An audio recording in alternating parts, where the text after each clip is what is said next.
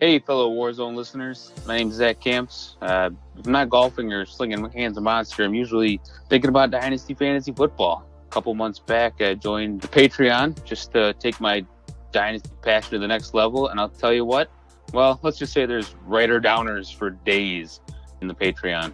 As a member, you get access to the bonus pod where the guys take the filter off and talk about a wide variety of topics that maybe they won't cover on the normal show. You also get access to Memphis and Jerry for one-on-one advice, personal Dynasty dilemmas. They'll tackle them for you, help you out with it. You just don't get that anywhere else. But I'd say my favorite part about the Patreon is the group chat. Tell you what, these guys are some excellent minds, tons of fun. The fire in there is amazing. Great platform to post trade questions, debate rookie values, share insight, interact with some cool people from across the globe. Shout out to those guys in Australia. They're blowing my phone up all the time. The best part is there's no Twitter trolls or Facebook trolls arguing about stuff they don't know anything about. So if you want to enjoy your Dynasty experience even more, win those championships, pause the podcast right now, sign up, and you can thank me later in the group chat. Hello, neighbor, and welcome to the Dynasty Happy Hour Contractor. It is your boy. It is Memphis at DFF Memphis, and today we're going to be talking to a gentleman named Mike Casper, and we're going to get into his startup 12-team Devy Superflex Tight End Premium League hosted on the Sleeper platform. For those of you that are like, wait a minute, Sleeper has Devy?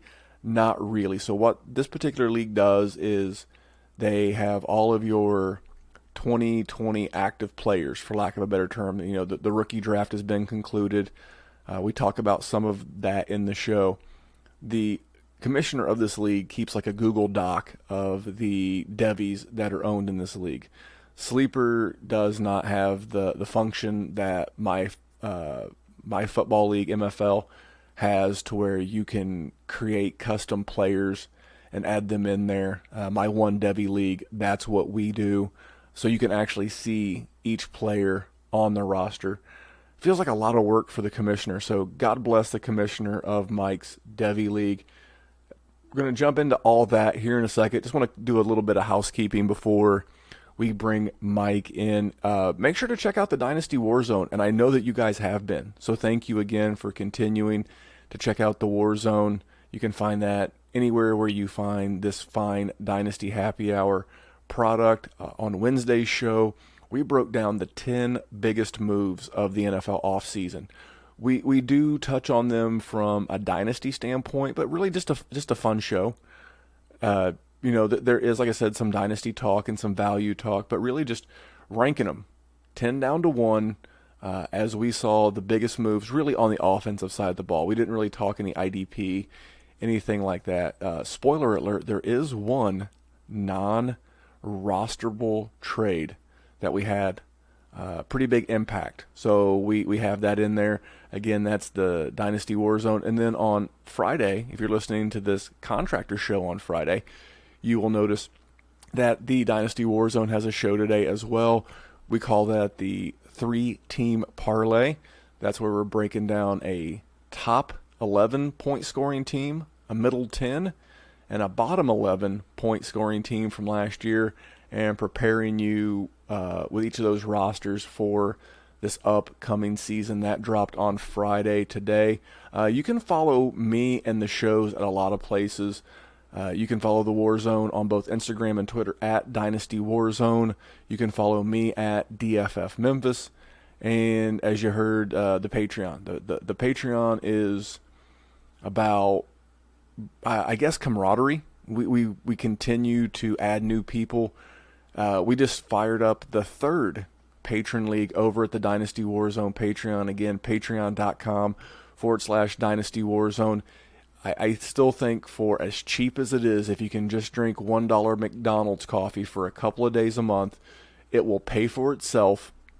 And you will find that the information you get not only from myself, the one-on-one service, my co-host Jerry, but all the other Patreons in the group chat.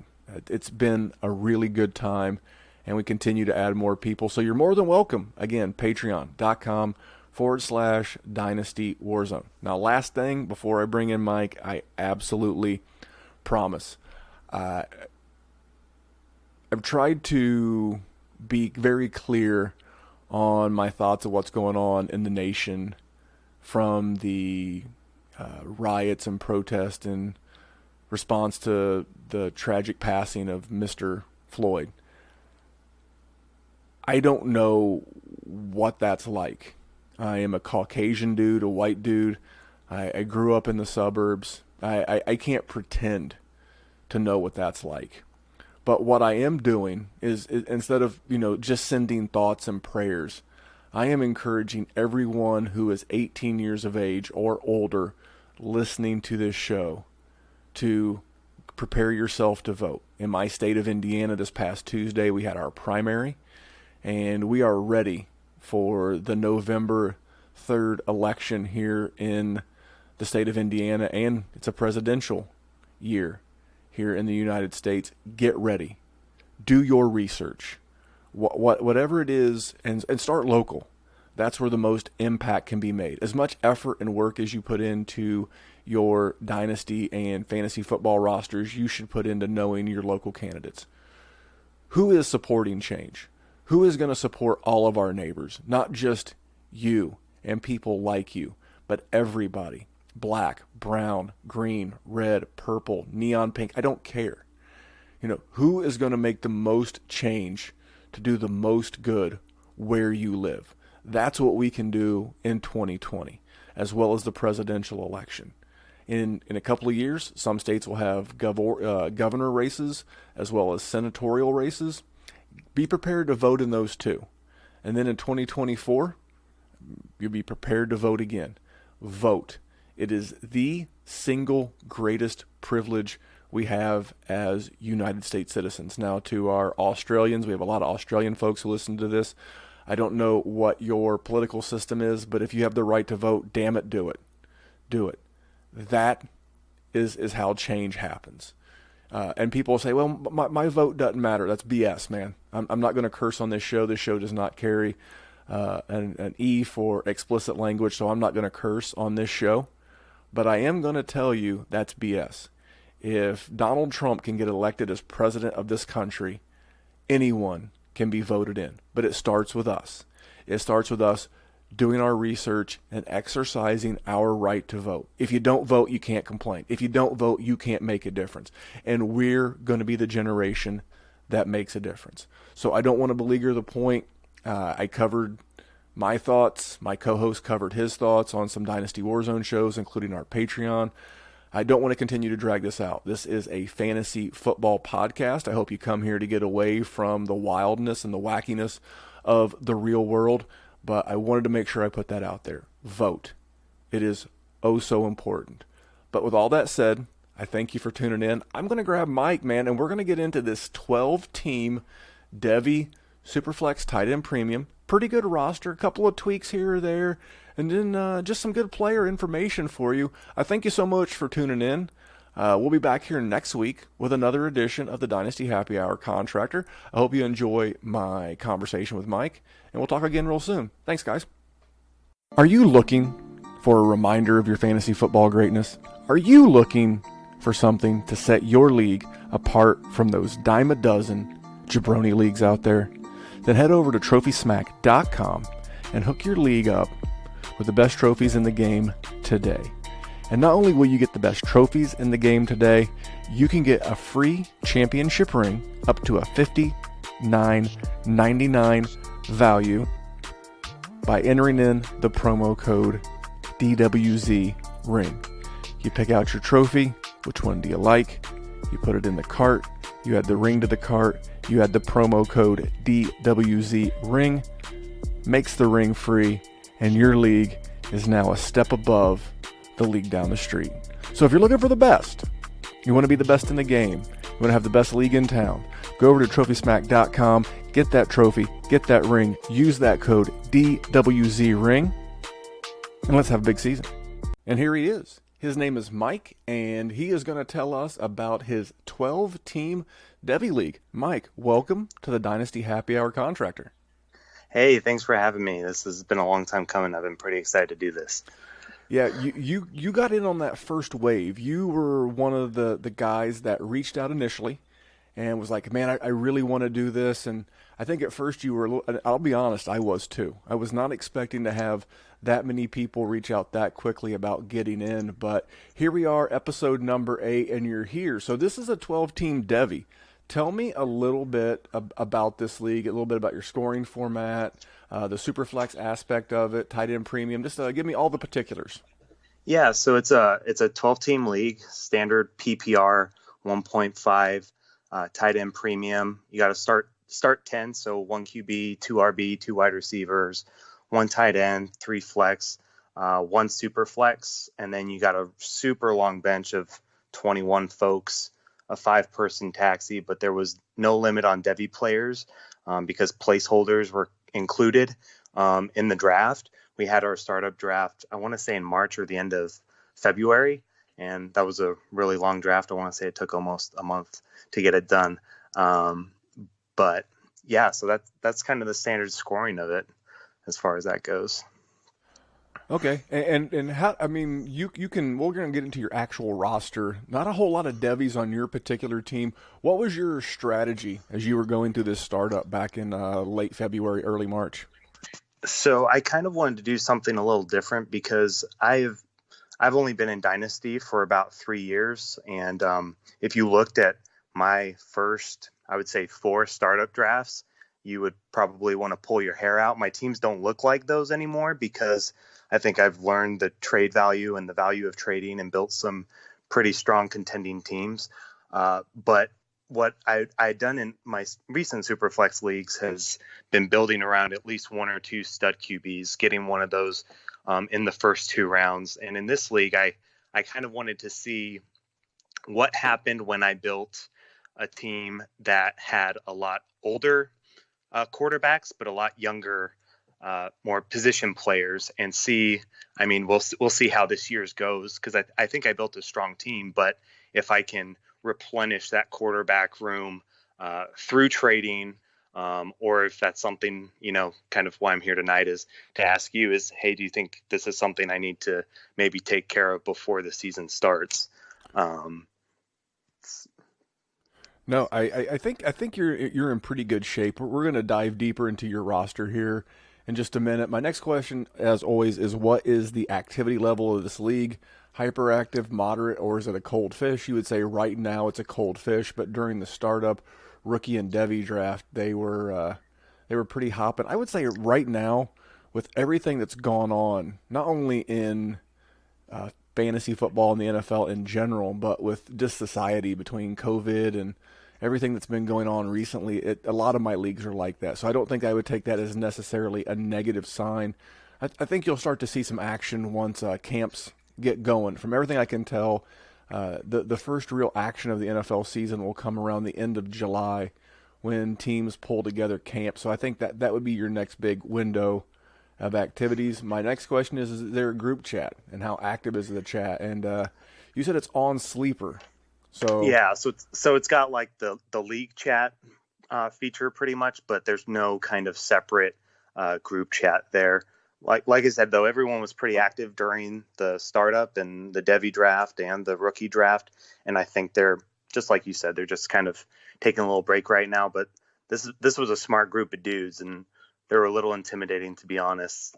Sometimes the way they would talk about my Devy picks when I'm not as experienced in Devy, so I was a little intimidated at first, but I still think I built a pretty good roster. So you definitely have a contend now roster. One thing I will say about Devy is not my strongest suit. If I were a doctor, I would consider myself more of a general practitioner as it relates to fantasy football, specializing in Dynasty. But even doctors have doctors and go to specialists. The guys that I rely on for Devy are like guys like Kane Fassell, Ray Garvin, a.k.a. Ray GQ, Nick Whalen, Garrett Price. Those 4 guys I've had a lot on my other podcast, the Dynasty Warzone. Those are the guys that I turn to. I had a Devy draft. I'm in one Devy league. I believe in like the Herm Edwards. You hear him like the rule of one. Like one big house, one big car, one piece of jewelry. As it relates to me, one Devy league. I like to have Yeah. I like to have the experience, but I put so much effort, at least I try to, into my family, my job, everything. Dynasty fantasy football, my podcast is that at some point you have to prune something back. And I don't have that much time to invest in the college players right now. So I really turn to experts. So if you're a fellow Devy player who's listening right now, those are my go-tos. If you didn't catch all that, you can either rewind it or you can write this down. Kane Fassell, at Devy Kane on Twitter. Ray Garvin, who can be found at RayGQ. Nick Whalen, who can be found at Nick Whalen _, and then at Garrett Price. And no, I'm sorry, it's at Dynasty Price. That's Garrett Price from the Dynasty Nerds. Those are my 4. Oh, and Shane Hallam, at Shane P. Hallam. Those are my Devy guys. Shane Hallam is such a degenerate. He has a 2021, 2022, and he's working on a 2023 7-round NFL mock draft. I'm talking defensive players, kickers. What? Yeah. How can you even do that? It's a damn good question, but he was scary accurate in 2020, and I mean scary accurate. You can check that out. But enough about that. Those are my Devy guys. You're gonna mix those in. Why are you looking for the help of the contractor? You put you've got 3 to 5 years of experience, and you just want a little help, some tips, some best practices. So you're a pretty experienced player, man. Yeah, I mean, I sadly haven't brought home a championship, but I started Dynasty 3 years ago, and I had teams like Jerick McKinnon was my 2nd-round pick, I remember, and I've traded him away long since then, and kind of tore it down and built it up, and actually made it to the championship in that league last year, and then lost in the championship because of the Colts defense doing really awesome. But so I wouldn't consider myself I would consider myself, I guess, a trade addict. I really like to trade and build super strong teams. And so I've now inflated my Dynasty teams from 1 to I have 16 right now that I'm managing. And I've got some that really I don't need to do a whole lot with right now. But this is one that was kind of sticking out to me because I was so new to the format. I really, I don't know. I just wanted another set of eyes on this to see what they thought, since it was so different from how I've built almost all of my other Dynasty rosters. All right, well, let's without any further ado, let's just jump into this thing. And this team's pretty well rounded. Normally, I like to say what I consider the best position group for last, but I think you're pretty even across the board. Now, this is obviously super flex. How many roster spots did you say again? So there's it's 10 starting spots, and then there's 21 on the bench, and then 5 taxis. So, gosh, that's 36. So that's 36. 36 in total. And you've got a pretty fair roster. Let's just go quarterbacks. You got Drew Brees. I love it. Drew Brees, at least going to give you 2020. I don't know about 2021. He did sign that futures contract with NBC.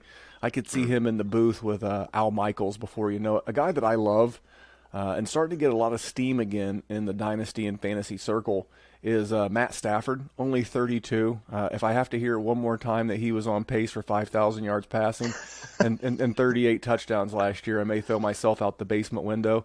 You got Cam Newton. You got Nick Foles. You have a guy that I'm very intrigued by in P.J. Walker, Josh Rosen, Andrew Luck, Ryan Fitzmagic, and then on your taxi, you've got Mr. Justin Herbert. So tell me about this group. What do you like about it? What are you looking forward to building around, and what makes you nervous? So same with Stafford. I've done, I think, 7 or 8 startups since the whole COVID thing started, and I would have to say Stafford is on, I think, all of those teams but one. He's kind of someone I've been wanting to build around. When you have a coaching staff in Detroit that really has to prove something, and I think offenses that move the ball and score points sell a lot more tickets and get a lot more eyes on what's going on, as opposed to, the defense maybe that Matt Patricia wants to run. So I think Stafford's going to have a great opportunity to air it out, to Galladay and Swift now in the backfield. I think it's really going to give them a good dynamic, especially with Hawkinson back in the mix too, coming back from injury.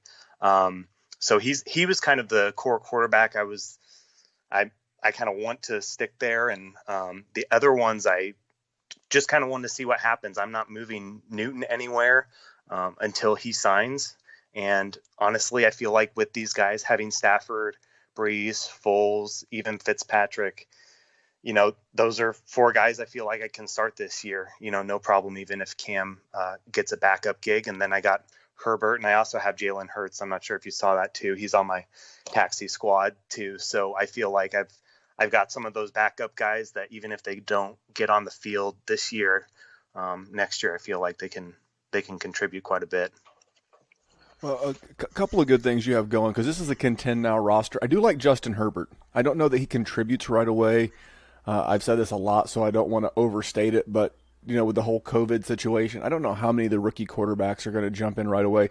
Good thing for you is that you have 2 early buys. If we're looking right now more of like a 2020 aspect and not the future, Breeze and Stafford have early bye weeks in this season. One's week 5 and one is week 6. So you may be able to get Fitzpatrick to cover those 2 before Tua takes over in Miami. And I think Miami's a team that wants to win. I think Brian Flores feels like, they're going to roll into the season with Ryan Fitzpatrick. And if they're out of it by maybe week 6 or 7, I think then you'll see Tua. But with the familiarity of the Chan Gailey offense and Ryan Fitzmagic being the veteran, knowing the offensive pieces, with Preston Williams coming back from the ACL and Devontae Parker and Gesicki, I think you're going to see the veteran at the helm. So that'll cover your bye weeks, and that will give you more than enough time to see what Justin Herbert has once he gets on the field. I don't think Hurts is really going to be much of a thing. Hurts would be like the one guy that I would be looking to talk to the Carson Wentz owner. Maybe he's looking for a little insurance. I don't know what you paid for him, because you obviously got him in your rookie draft, but he's a guy with as deep as you are at quarterback. He's a guy that I wouldn't mind looking at. Or you could also do the opposite. You could also take a potential of like a Breeze and Herbert and maybe package up and get a Wentz. I don't know. That would be something to think about. But I think if you're looking to win and win now, I think Breeze is going to score as much, if not more, than Wentz. But something to think about down the road. A couple other quarterbacks I want to talk about. Nick Foles. I still think Mitch Trubisky is going to be the starter, at least early, in Chicago. You have to. Ryan Pace, the GM in Chicago, he's up against the wall. He gave up a lot of draft capital to go get Khalil Mack, and he gave up draft capital to go up, I think it was 1 spot, to get Mitch Trubisky, and he needs a hit. He needs something to hit. So I think you're going to see Mitch at least the first 4 or 5 weeks of the season, and they could break out the old vaudevillian cane and pull him off the stage a little bit sooner rather than later. Foles is someone I would be looking to ship off to the Trubisky owner. Maybe that person's a little bit weak at quarterback, and he would be one that I think you could afford to lose. So something to keep an eye on. Andrew Luck, I think if he doesn't come out of retirement by August, just cut him. Pick up a more upside player. And if you want to gamble with Andrew Luck again, this time next year, just pick him up off of waivers. It's a move that I like doing, because if Gronk can come back and Jason Witten can come back, Andrew Luck's a little bit of a more of a different cat, so he may never come back. But it sure would be nice to have him on your roster if he does. But don't want to waste too much time on a guy who's not like. Let's talk about PJ Walker. What made you invest in Walker?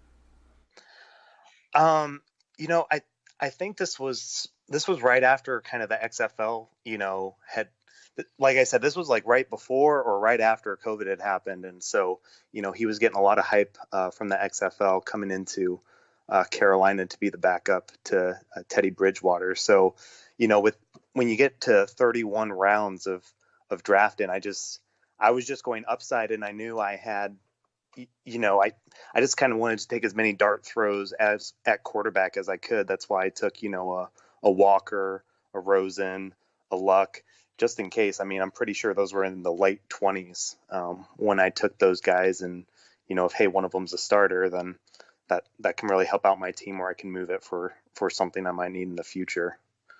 I know everybody seems to be very bullish on Teddy there in Carolina, but man, PJ Walker was dynamic. Now, if he was an NFL quarterback, he would have been in the NFL, not the XFL. But he is someone that I, too, have picked up in a lot of leagues just because he has that previous connection with Matt Rule. And I think he really fits that Joe Brady offense more than Teddy Bridgewater. But we'll see. For now, he's just a nice flyer. And then Cam. I think Cam is just going to have to be the guy that you just sit on and wait. And maybe he gives you a window to where you can use him a little bit. I've used this before. I'll use it again right now. 49 different quarterbacks started at least one game in the NFL last year. And I think Cam's doing the right thing. He's just going to lay back, wait and see what happens. He's the perfect fill-in if a Josh Allen, a Lamar Jackson, not a perfect fill-in for what Patrick Mahomes does, but any of those mobile quarterbacks, man, he is going to have his pick of the job. He's obviously staying in shape. He looks okay out there. So from a quarterback position, you're good, not great. I love Stafford. I like the upside of Herbert. He's been one of my guys all off season. Breeze is going to give you a short window. So you need to get lucky a little bit, or you need to be able to trade for a future QB. Running backs, man, you got Alvin Kamara, one of my personal favorites, Jonathan Taylor, Leonard Fournette, another personal rookie favorite, and Keyshawn Vaughn. Rex Burkhead, Ronald Jones. I do like the fact that you have Rojo and Vaughn. Whoever ends up winning that job, at least you have another starter to... I think you'll start the season with Fournette and Alvin Kamara and wind up working JT in probably around October. And then you got a guy that's the old mystery bag. That's Darius Geis. So tell me a little bit about this running back room. Who do you see helping you this year, and then who do you think you'll be moving off of in the not-too-distant future? Yeah, so Kamara, I'm in love with Kamara, and kind of anywhere that I can. A lot of people are kind of poo-pooing his end of the year, but he and Saquon, I feel like, came back too early from their high ankle sprains, and it kind of showed in their play until the last couple of weeks. I think Kamara had like 4 touchdowns in the last 2 weeks that he played. So I really like building around. I just like building around that one stud running back. And then Jonathan Taylor is my 101 over Clyde Edwards-Helaire, who I actually accidentally picked during the rookie draft at 102. I was contemplating between him and Burrow and meant to put him on my watch list, but I just drafted him, and didn't mean to do that, but everyone just kind of moved on. So I was like, oh, well, I'll just stick with JT because I was contemplating Burrow there. But I don't think I regret it anymore. And then Fournette, I was nervous. This was my first share of Leonard Fournette, and this was before all the rumors started swirling of him wanting to be traded. And I know there's a lot of kind of negative press out there about his work ethic and things like that. But if he didn't get his 5th-year option picked up, so I imagine he's a little ticked off about that, and especially with rumors of him possibly being moved, and the fact that he wasn't, he's probably a little ticked off about that too. So if he doesn't have the motivation to be in the best shape of his life to prepare for free agency this year, then I don't know. He's someone, if he doesn't do it again or something close to it, or if not better this year, then he's someone I'll definitely be fire selling at the end of the year. And then just Keyshawn Vaughn, I reached way too high on Vaughn. We had the rookie draft like right after the NFL draft, and I was at, I want to say it was 109, and I took Vaughn over CeeDee Lamb, which I regretted as soon as I made it. I think I tried to just justify it because I had Ronald Jones on this team too, and I like to put as many running backs and as many, high volume running backs as I can in those extra flex spots. And so I thought, well, I have the Tampa Bay backfield. One of them's got to do it. So let me grab Vaughn here. But I think it was a mistake as I really could have, shored up my wide receiver room a lot better there instead of going Vaughn. But and Darius Geis is just the one hill that I'm just ready to die on in some leagues. I probably got him in 4 or 5 of my leagues, and if he hits, it's going to be amazing and awesome. And if he doesn't, in a lot of those leagues, I can kind of afford it. But he's a guy with superior, extreme talent, work ethic, and I think he's just had a Keenan Allen kind of run of just bizarre injuries, even though they date back quite a bit. I can't get off his talent, his work ethic, and if you follow him on like social media, he's just a really good dude, and he just loves the game of football. So someone that's easy to root for as well. No, I like the way that you worded just about every single bit of that. So Fournette, I've always been told that hungry dogs, hunt harder, work harder, and this is a guy who's playing for his next contract. I mean, this is if his pride, if his ego is not dented or hurt in the slightest, then you'll know it. I said last year going into camp, if Leonard Fournette shows up, I don't know, I'd say 225. Man, that's the Leonard Fournette you want. And sure enough, he did. All of his guaranteed money going into last year was voided because of the suspension the year before. And he came in great shape, and he balled out. But, it's going to be very much the same this year. He has to prove that he's worthy of a second contract. I don't think he's going to get that in Jacksonville. But I do like the player in general. And the Vaughn pick, first of all, I give you kudos. You had a plan. And you realized right away it wasn't, the right move. But you know what? It was the win now move. I don't know that CeeDee Lamb was going to help you win now. Having the guaranteed production out of a very good backfield it's short-sighted. It's not the long-term play like CeeDee Lamb would, but your goal is to win this thing. You're trying to win a championship, and it's a really good team. And these teams, I think you're going to see a very run-heavy NFL in this first few weeks of the season. So having a guy like Leonard Fournette, if you're Jacksonville, why wouldn't you run Leonard Fournette into the ground? I mean, you're not going to keep him. It's like a rental car. Everybody treats the rental car like crap for the most part. Guys like Leonard Fournette, James Conner's another guy who's on the last year of his rookie deal, Marlon Mack. You just drive it into the ground. You drive a little faster, you brake a little harder, just how it is. So at least you're going to get off to a hot start with these guys. And then you do have a guy that I'm very intrigued about in Joshua Kelly. I think he's the most likely to fill the Melvin Gordon role there with the Chargers. I actually like him a lot. Now his ADP in rookie drafts has gotten, especially in Superflex leagues, it's gotten a little bananas. I've seen him as high as like the 210, which feels a shade too high for me. But do you like Josh Kelly? Obviously you did. You took him. Yeah, I do like Josh Kelly.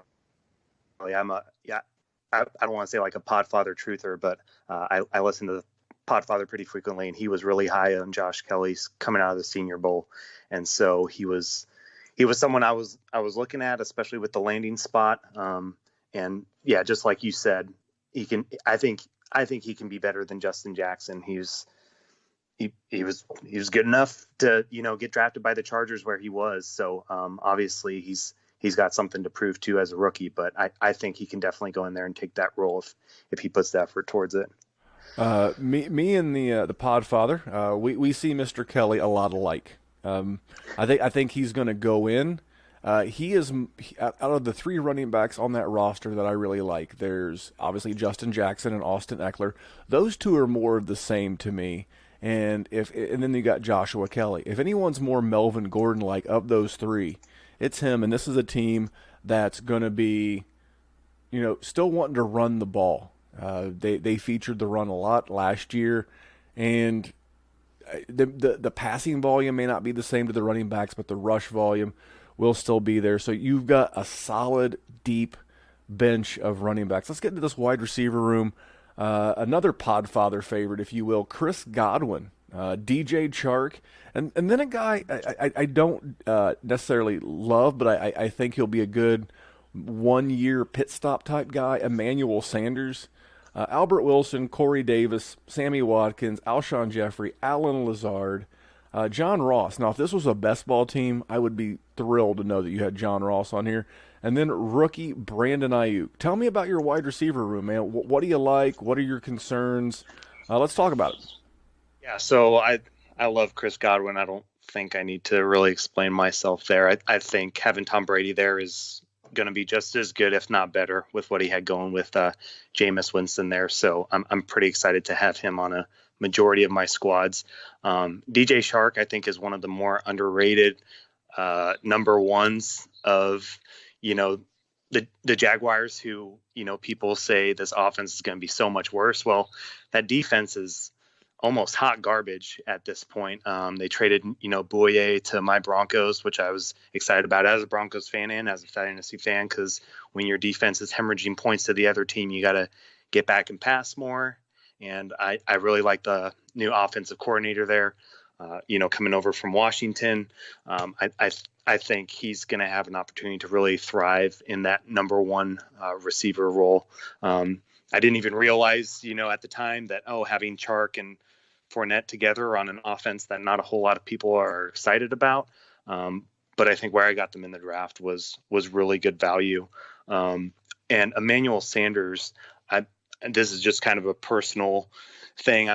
Like I said, I'm a Broncos fan, but I also had an opportunity to meet Emmanuel Sanders. I came back from a deployment about 4 years ago, and he invited me. I was at Fort Carson in Colorado, and he invited me to his show that they do on the local network there. And he's the nicest guy I've probably ever met. I met him and DeMarcus Ware, just both upstanding guys. But Emmanuel Sanders also on the field.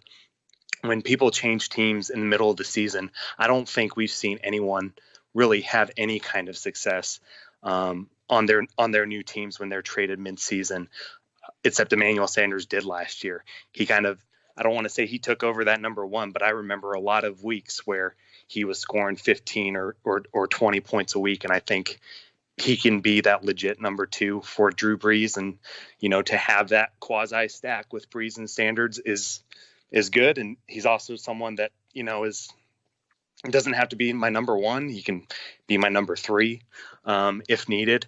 And then John Ross is one sleeper that I really liked until T. Higgins was drafted there, because I thought he was kind of underrated for what he did last year. If you look at his box scores before he got injured, he was lighting it up. And he was having some really good games. And I think I ended up looking at it, and he missed like 3 more games, I think, than Juju, but he scored like 7 less points than him or something like that. And I shared this in a league, and they're like, oh, there you go, Casper's saying, Ross is better than Juju. And I was like, no, obviously that's not what I'm trying to say. But I think he's really got a chance, and he's kind of the same kind of person that needs to prove himself. And then when you think about the offense that Joe Burrow probably wants to run like he did at LSU, where he's got outlets. He doesn't want tight ends into block. And, CJ Uzoma's the starting tight end, or Drew Sample for the Cincinnati Bengals. I don't think Drew's going to want that. So I don't think it's out of, the scope of reasonable, possibilities that they don't run 4 wide a lot there in Cincinnati. And I think it'll give John Ross some good, big playability. And then the other guys down my rosters were just kind of dart throws. Like same thing with Sammy Watkins. I feel like him and Ross are kind of similar. And then, Corey Davis, he can be my wide receiver 8. And if he figures it out, or if he can be moved into the slot and maybe get some production there, then I'll be happy to live with that. That was a hill I did die on, because I was a Corey Davis truther since I started Dynasty like 3 years ago. Well, we're going to start with Corey Davis. Obviously as a truther, you're not going to give him up, but I'll just tell you to continue to hold. What's that? I think it's Braveheart, where he's like, hold. We're just going to hold Corey Davis, because what's going to happen is he's going to be a free agent in March, and he's going to wind up on a team. Maybe it's Green Bay. I don't know, another team that's really wide receiver depleted right now. Maybe Miami. Who knows? He could, maybe New England. New England's wide receiver room's a dumpster fire. But he's going to wind up. He's going to wind up on a new team. And even if you didn't love him the way that you do, you would have an opportunity to sell him around that time. I want to talk about John Ross for a second. Now, you mentioned John Ross. Do you know where Cincinnati finished in pass attempts last year as a team? I imagine it was top of the league. It was 6th. I would have 600. they were down so much. Yeah, 616 pass attempts. But do you know where they finished in total passing yards? So they were 6th, right? So where do you think where do you think they finished in passing yards? If you're 6th, okay. I mean, you would think in the top 10, but I know a lot of that went to Nope. Mixon too, so I would guess in the middle. Almost dead in the middle. They were 17th. So the sixth Yeah. most attempts, the 17 most yards. Okay, what about touchdowns? Where do you think they finished in touchdowns? Right? They had 616 attempts, right? Yeah. I would.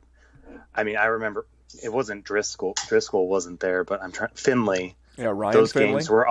games were awful to watch. So I would have to guess they were in the 20s in passing touchdowns. No, No. they were 31st in the league. They had 18. Oh wow.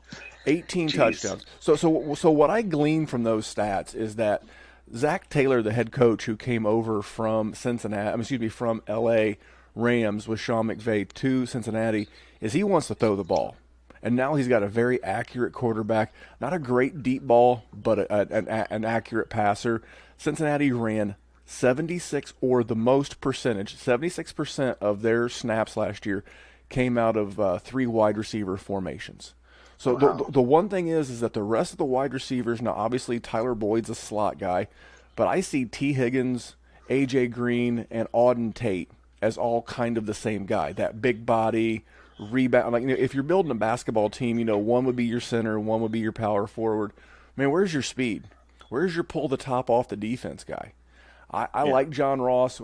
John Ross, he kind of fell into that, hey, you're a rookie, so I don't say we're going to punish you, but he did not do a bunch as his career has not really taken off. But when he's been on the field, he's been productive. But we're spending way too much time on a guy like John Ross.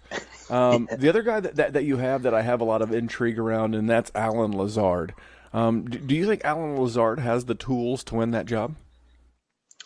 I do think he does, especially when Rodgers, comes out and says how impressed he was with Lazard last season. I think he can win it. I think, Devin Funchess isn't the answer there. He's going to be their tight end if Sternberger can't get it. But I do think it's interesting. I was listening to, I want to say it was around the NFL. I listened to not just fantasy podcasts, but just NFL podcasts in general too. And someone was talking about how when the season was over and Jay Sternberger was doing his out interviews with the coaches, they talked to him about, possibly playing some more in the slot next year, which Sternberger saw almost no snaps last.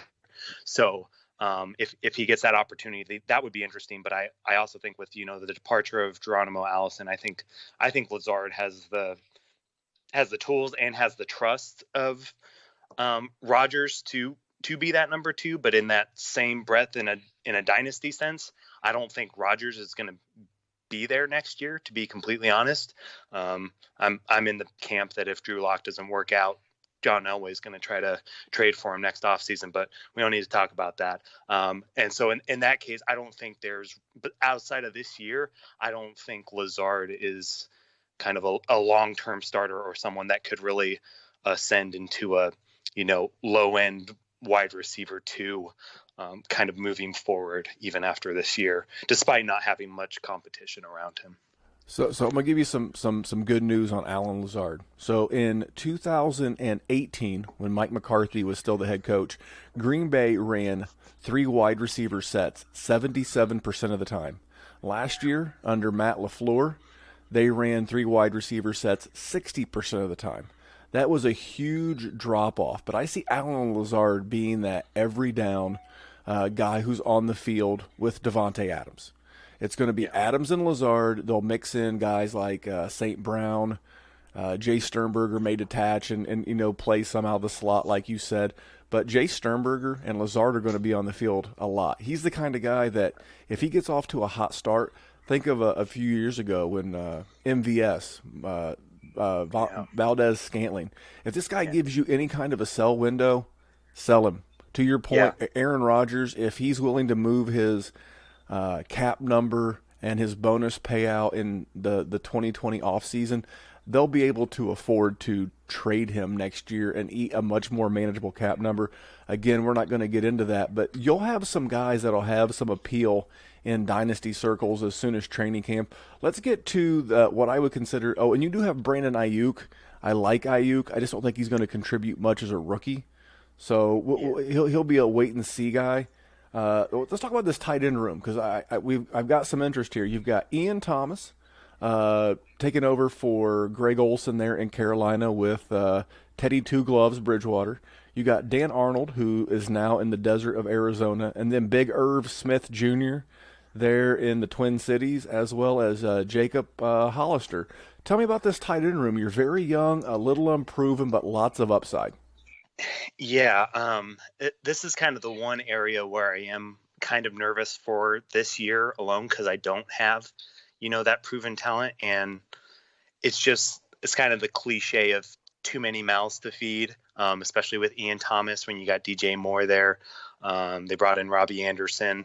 But I think Thomas has the tools to really just take over. And, Teddy doesn't like to,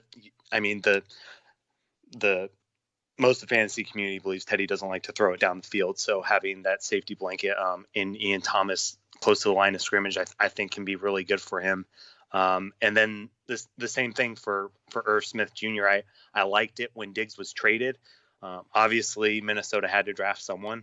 So they drafted, the other, slot receiver in Justin Jefferson to go with Adam Thielen. So I think his opportunities are going to be there, but I'm just nervous because I know, Minnesota's not this high flying passing offense. At the same time, I think Kirk Cousins is very capable to make it passing if he needs to, as he kind of, proved in the playoffs and down the stretch last year. And that defense, by my count, has gotten somewhat worse with quite a few departures on the defensive side of the ball. So, Kirk might have to be throwing it more. And I think Irv, there were a lot of these tight ends. It's the Irv Smith, the Jonnu Smith, Ian Thomas, Blake Jarwin, a lot of guys that really, if the situations are right and if they really get the trust of their quarterback, I feel like can vault up into, the top 5 to 10, tight ends moving forward. But I don't have great depth there, and I don't really have a sure thing. And so it makes me kind of nervous with it being a, 1.5 tight end premium here. One thing I'm going to give you right away to go do. This is a firm move that I feel very comfortable suggesting. I think you try to take your 2021 third. You could even maybe start with a third and offer. Go try to get Greg Olsen. Go try to get Greg Olsen on the cheap. Veteran, savvy player with a quarterback who loves the tight end. We saw Jimmy Graham resurrect his career for a couple of years with Russell Wilson in Seattle. We saw guys like Will Dissly and Jacob Hollister. They were starting to look like stars. Neither one of those guys are a star, but they were starting to look like stars at the tight end position with Russell Wilson. And I think it may be a one-year rental, a lease, if you will. But, man, if you can go out and get yourself a cheap Greg Olsen share and the reason why I like Greg Olsen for this lineup is that you're very invested in this year. And having a guy like Greg Olsen to start the season, because, when you're playing the season, you want to win, 3 of the first 5, in head-to-head leagues. That's really a good pitch. And a lot of times you're going to be guessing, do I want to play Ian Thomas or do I want to play Irv? And it will be maddening at times in this format because you won't have any, ESPN does a good job of telling you, the positional ranks when your tight end's facing a team, your wide receiver. Hey, they're facing, the top 30 defense, or they're against tight ends. Yeah. Yeah. So without something like that going on, I would not mind having a cheap veteran like a Greg Olsen just to kind of, help you get by. And also, if you're looking to get some young guys, these guys may not be owned, but Caden Smith, the backup to Evan Ingram in New York, is someone I like. And someone earlier asked on Twitter, they said, who is a player that they can maybe find on waiver wire that might have an impact as early as this year? And I put down Jaden Graham, backup tight end for the Atlanta Falcons, right? Yeah. Yeah, because what happens if Hayden Hurst remembers he's still Hayden Hurst? And he's old. Well, he feels old because he's 27, but I know athletically, I saw someone post on Twitter the other day that he and Austin Hooper are very much the same athletically from like a player metrics on the player profiler page, but that doesn't mean anything. And I don't think you're going to get him cheap. But I think you can get Greg Olson cheap. You may even be able to get Greg Olson in a fourth for your third. And that's the kind of deal I would be looking to make, knowing that I'm going to use him for 1 year and probably lose him. But that's a move you can make. Also on your bench, you have the new H-back / tight end in Green Bay, DeGuara. And that's your team, man. So I wrote out your starting lineup as I see it. You'll be starting Breeze at your 1 QB, Alvin Kamara and Leonard Fournette as your 2 starting running backs, Godwin, Chark, and as your 2 starting wide receivers. Ian Thomas for now would be the starting tight end that I would use. I just see a lot more 11 or 3 wide receiver personnel to start the season, and I trust the volume that I think Carolina. You talked about a bad defense, mister. That defense in Carolina is going to be rough with all those rookies, so they're going to be behind. Obviously, Stafford's going to be your super flex. I think you're running Emmanuel Sanders out there as one of your 3 flex options. Geis will be healthy to start the season. Presumably, you have to run him out there. And even though it's a gamble, I think you'll just be playing matchups with that 10th and final roster spot, that 3rd flex. Maybe early in the season, you're gonna give Lazard a try, or hey, maybe after 1 week you decide that hey, JT's getting enough volume that I can run him out there. But you're certainly deep enough, and you never want to have to fade an injury, but you've got some insurance out there in case if something happened to Vaughn or Rojo. Now you've got a monster on your hands because one guy's going to pick up a lot of work. Yeah. So overall, I like your roster. So moves I would make again. I'm not afraid to only have 2 starting quarterbacks on my team if neither one of them are like the super mobile type, like a Lamar Jackson, like a Josh Allen. Stafford and Breeze, those dudes aren't and shouldn't be running the ball. Drew, Matt, I know you guys listen. Don't run the ball. You're brittle. It's bad for all of us, including you guys. Those injuries hurt more the older you get. But I would not be opposed to just, kicking tires on the Wentz owner. Hey, I'll give you Breeze and Herbert for Wentz. I think in the short term, it's a somewhat of a break even. Maybe you'll lose a point or 2 a game, but long term, you would have a much longer term starter, and just feel that guy out. Especially if the Wentz owner, you mentioned a lot of these guys in the Devy. I don't want to say they're punting 2020, but they might be doing what's referred to as the productive struggle. Mm-hmm. A couple of veteran QBs we talked about before we hit the record button, whose contracts are virtually guaranteed. Big Ben and Tom Brady. Those are 2-year options, man. I like Phillip Rivers if you can get Phillip Rivers cheap, because he's going to be playing in a dome 9 games this year, and he's got good weapons there in Indy. So I wouldn't be afraid to try and turn 2 into 1 if you have a youth chaser out there.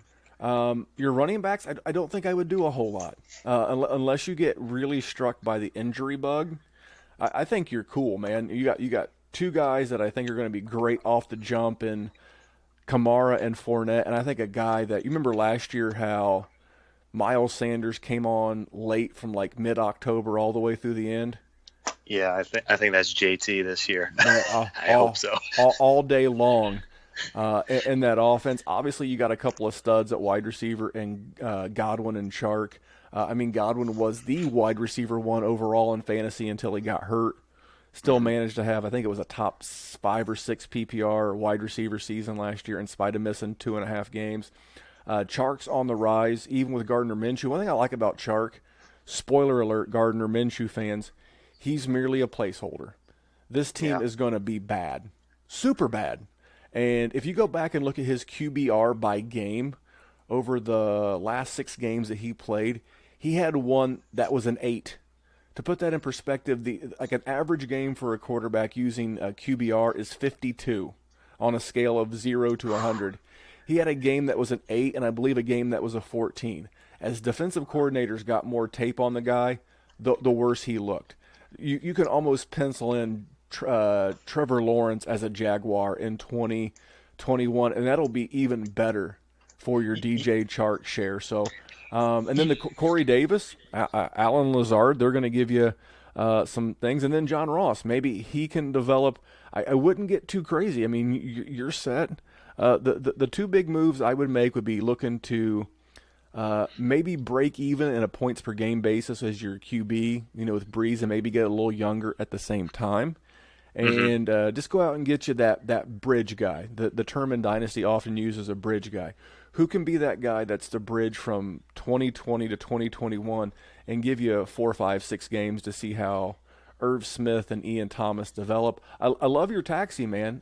Justin Herbert, if you end up keeping him, he's going to be working with great weapons. Brandon Ayuk in one of the emerging offenses in the NFL in San Francisco. Jalen Hurts, again, he wouldn't be on my roster unless I owned Wentz, and I would be out kicking tires on that Wentz owner, especially if he fancies himself, or she, if they fancy themselves a contender. I would be, man, I'm selling you insurance. A line that I like to throw at people is like, if you had something really expensive like a house, a car, a motorcycle, would you buy insurance? Well, then why wouldn't you buy insurance for your QB in a super flex league? Because I'll hook you up cheap. And then Josh Kelly, man. And then you got all your 2021 picks for now. We're going to go try and buy some cheap Greg Olsen for this roster. But all in all, man, I think you should feel pretty good. Yeah, I guess one thing with the picks is that's the thing is I kind of don't know how to value them because they're like Devy rookie picks, and 100 Devy players have already been picked. So it's not like a true 2021 third in a just NFL roster dynasty league. It's like the second half of these Devy players. So the top 100 Devy players have already been picked. So how much is that pick actually worth? And I honestly have no idea. That's why I haven't moved any of them yet. It's a dynamic I haven't really dealt with before since it's my first Devy league. Sure. There's always going to be the new hotness, as I like to I like to call it. I have heard about guys like Rondell Moore for 2 years. Obviously, Trevor Lawrence. I think people are starting to talk about Trevor Lawrence as not being the QB1 just out of QB fatigue. But there's always guys. I can tell you in my one Devy league this year, top of my head, in the first round, there were guys like Joe Burrow. There were guys like Clyde Edwards-Helaire, Justin Jefferson, Brandon Ayuk. There were plenty of guys. Oh, wow. And this is as Devy a depleted league as you will see. I mean, these guys are drafting people out of high school. I mean, these guys haven't even played a college down yet, and I don't mind that. I mean, I always want to have 1 to 2, 3. I like to have out of my 5 taxi spot, because we actually happen to have the same number of taxis in that Devy league. I like to have 2 or 3 solid Devys for the years to come. Guys that they don't have the sizzle. A lot of people get caught up in the sizzle. But I want to continue to feed that pipeline. People in Devy leagues love picks. They love it. You will be surprised. And it's all. And again, the big thing that I can give you is just you're looking for some tips. When you're looking to make trades in any league, but especially a Devy league, you got to put on your salesman cap. If you just send a cold call with, "Hey man, I'll give you this third for Greg Olsen," you've got to have spotted that guy's roster. Try to put yourself in his or her shoes. Hey, what's this owner going to do? Are they rebuilding? Do they think they're contending? Why the hell do they have Greg Olsen? And just say, hey, man, I notice you have kind of a younger-ish roster. I was looking at Greg Olsen. You can get a nice Devy with him, with a third-round pick. Why don't you give me Greg Olsen for that third? I try to never move my first or second in a Devy league, because a lot of times because people love the new hotness. You talked about Corey Davis. People just fall in love with college players. It's cool, man. Maybe they're an Alabama guy. They've rooted for the Tide forever or whatever. I can't get in the head of those people because I don't do it. I'll just tell you what I see on the periphery, on the surface level.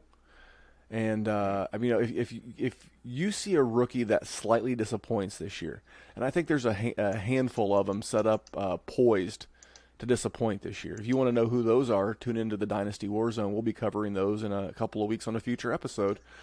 But there are going to be rookies this year that disappoint, and you can buy those guys off at a discount this time next year. So that's how I keep my Devy, my one Devy roster young. I've been in this league. I picked it up as an orphan, and that's how I churn young talent. Like, you know, guys that everybody else is ready to give up on, I'll take them. I'll take them. You know, like a guy like John Ross in that league, you could probably get for a third. And I like John Ross. I would rather have a shot on John Ross, who I've seen have like a 7 or a 10 touchdown season in the NFL. I would much rather have him than some sophomore who may never play a down in the NFL. Might be a 6th-round pick, or who knows? Really. Yeah. I mean, it's funny how that works. A couple of years ago, a guy named Hakeem Butler was, a lot of people's number one. was very hot, and today he's not worth a popcorn fart. So, all in all, man, I think you got a good roster. I think you have a good, solid plan. And guys, the one thing I want to give Mike a pat on the back and remind you: have a plan. Be introspective. Take a look back at what you've done. You heard the man say, "Hey, I didn't love the fact that I took Vaughn over CeeDee Lamb, but you know what? He had a plan. He looked back at it. Hey, I won't make that mistake again." And all in all, man, I'm really glad you came on and spent a little bit of time with me. Yeah, no, this was a lot of fun, a long time coming, and I love talking roster builds, and this has been a lot of fun, so I really appreciate you inviting me on. No problem, man. I look forward to continuing to hear how this thing goes. What kind of trade? You said you're a tradeaholic. I would be looking at that QB and that tight end position. But again, on behalf of Mike, I am Memphis, and remember, the roster you have today isn't a life sentence. We can change it, we can fix it, and we'll see you back here next week on the Dynasty Happy Hour Contractor. Thanks for tuning in, guys. Folks, Kyle here. I'm a physical therapist and a fantasy football junkie.